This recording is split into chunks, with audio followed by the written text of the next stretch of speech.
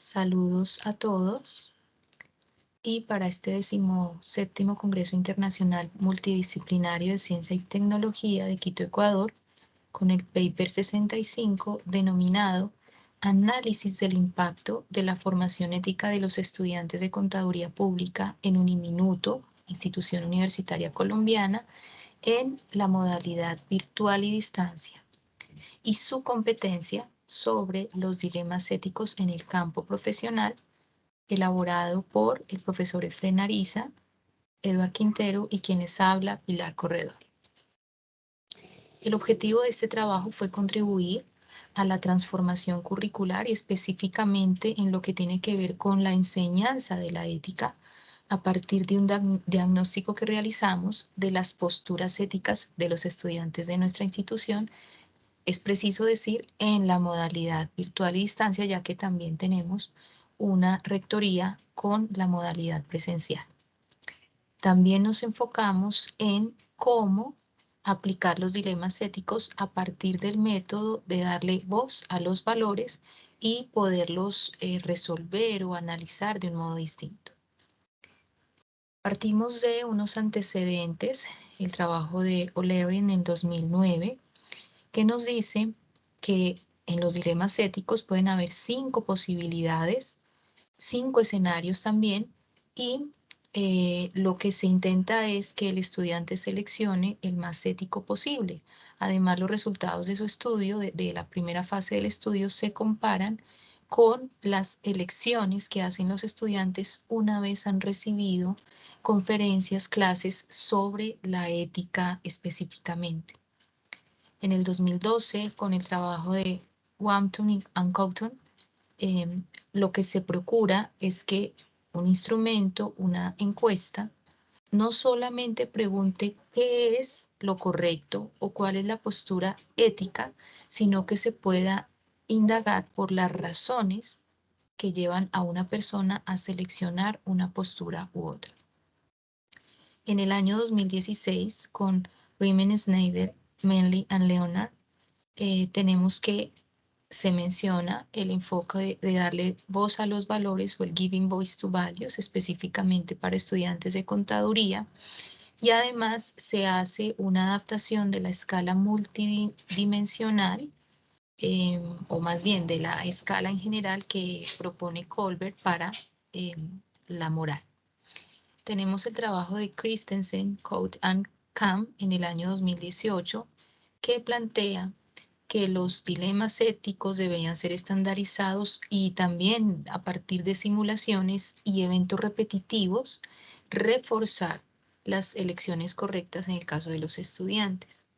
Y finalmente, en el año 2021 se publicó el resultado de una primera fase de la investigación de la que estamos hablando ahora, que planteaba 2 situaciones para los estudiantes de contaduría, una sobre el ámbito personal, otra sobre el ámbito profesional, y esta investigación se hizo antes de que en la malla curricular o en el plan de estudios se incluyera una materia que se llama Código de Ética Profesional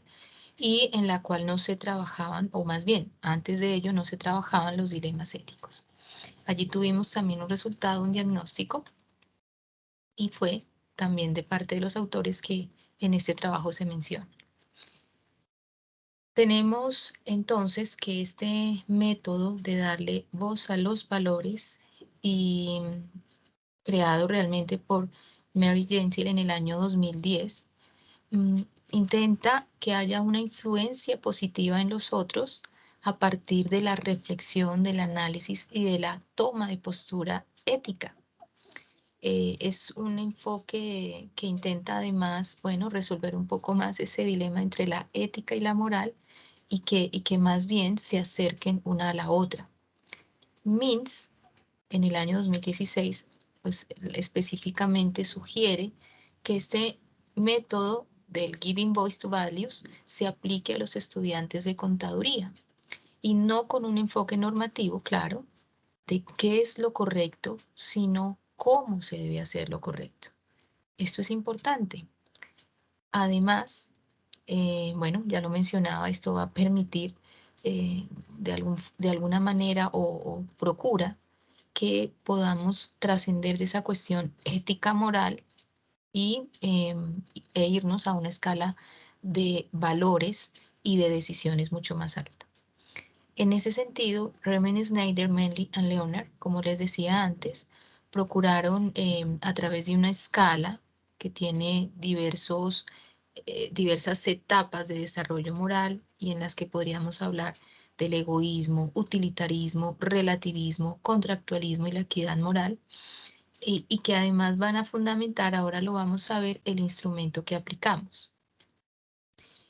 En el caso de este estudio, entonces fueron 375 participantes con un 95% de confiabilidad y un error del 5%. Fueron estudiantes de contaduría pública, pero también egresados o graduados en la modalidad virtual y distancia. 21% de los participantes son hombres, 79% mujeres, y el 44% de ellos en un rango de edad entre 25 y 35 años. El 33% con 36 años o más, lo que nos indica que son personas pues con relativa madurez, experiencia, que frecuentemente trabajan y estudian, y también, bueno, me atrevería a decir en la mitad de los casos, también tienen responsabilidades familiares. El 55% tienen ingresos entre 267 y 534 dólares. 267 es el valor del salario mínimo en el caso colombiano, 267 dólares. Y tenemos que el 74% de los estudiantes que participaron ingresaron antes o después del año 2020. 16% durante el año 2019 y el 10%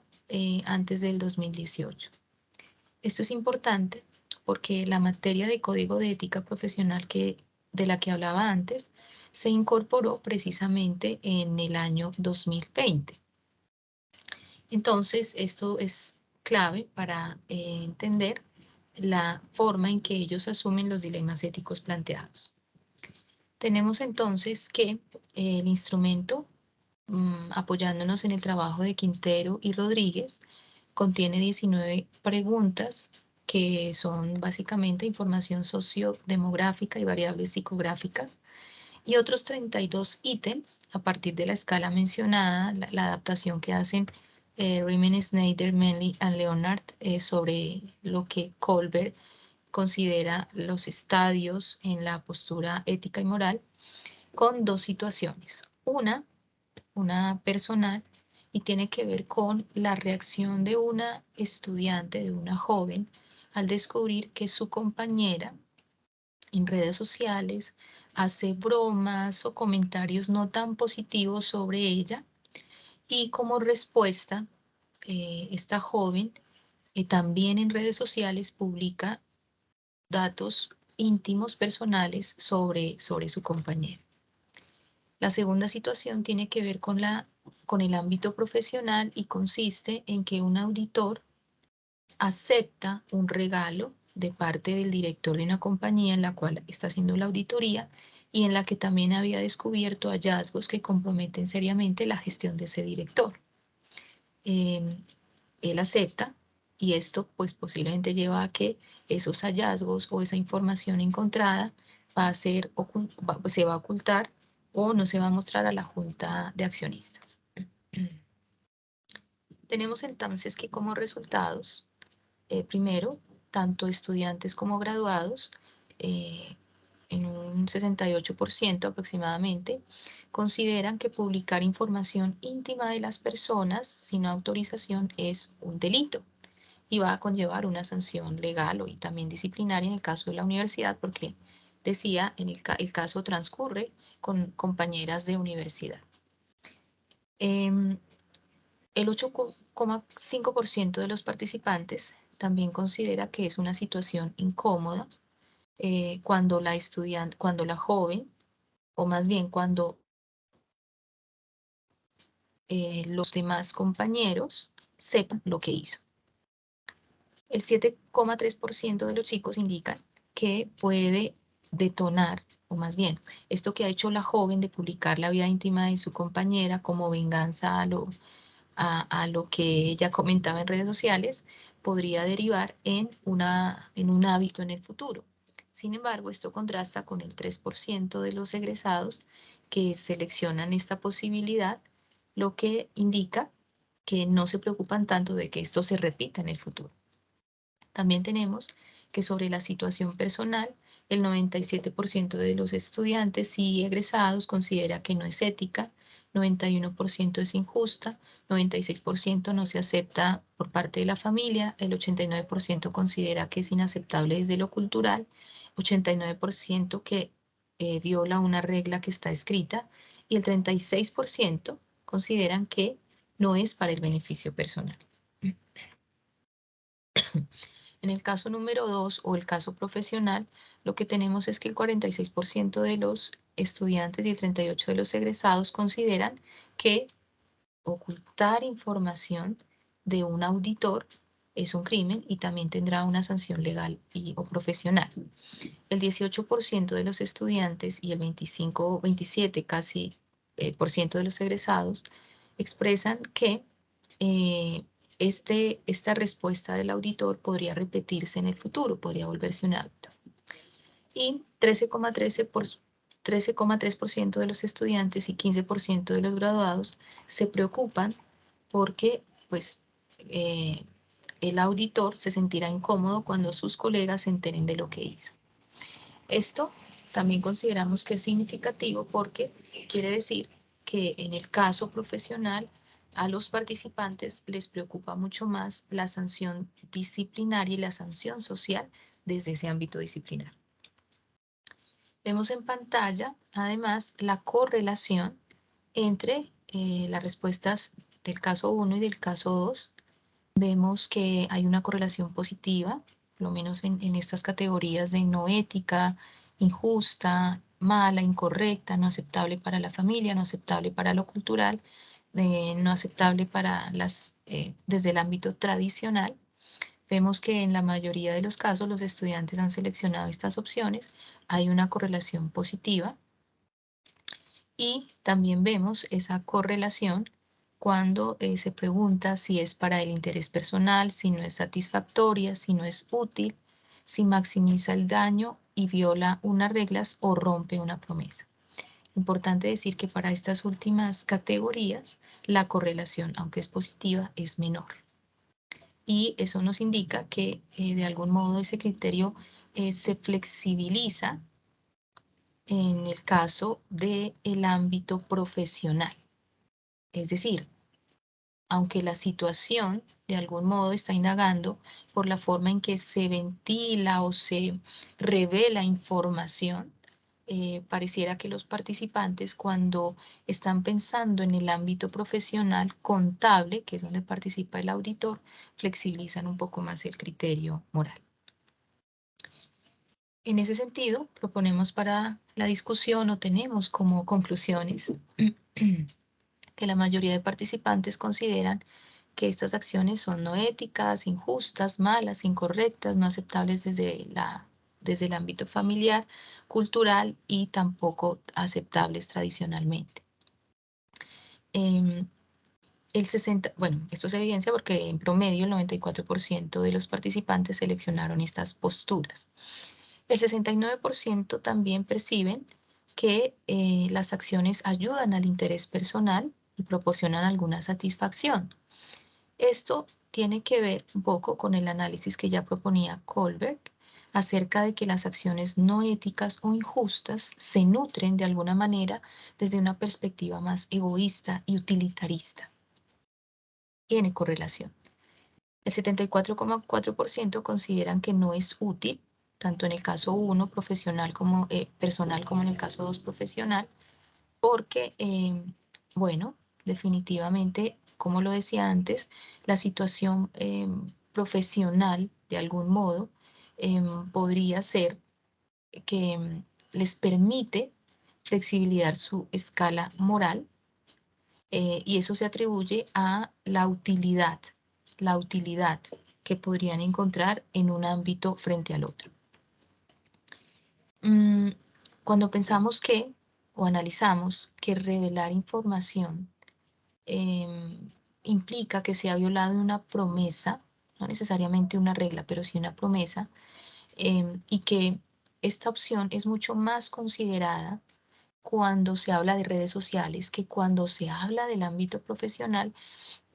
Esto nos permite reforzar la idea de que es necesario trabajar el código de ética profesional en el plan de estudios y que los estudiantes conozcan cuáles son las consecuencias de infringir las normas, pero también las consecuencias de actuar en contra del interés social y de la fe pública, que son los fundamentos de la contaduría. Y también, y esto para terminar, entre otros resultados y que esperamos ahondar en la presentación que podamos hacer en vivo, encontramos que a partir del cambio curricular sugerido que se mencionaba, la materia de código de ética y la forma como se han incorporado tanto en esta asignatura como en otras los dilemas éticos, también encontramos que hay un mayor grado de madurez a partir de la escala de desarrollo moral de Kohlberg y que se basa en los criterios de justicia, valor y equidad de todos los seres humanos. Esto nos permite concluir y agradecer por su atención. Presentamos las referencias que también ustedes podrán encontrar en el paper. Muchas gracias y estaremos pendientes de sus comentarios o preguntas.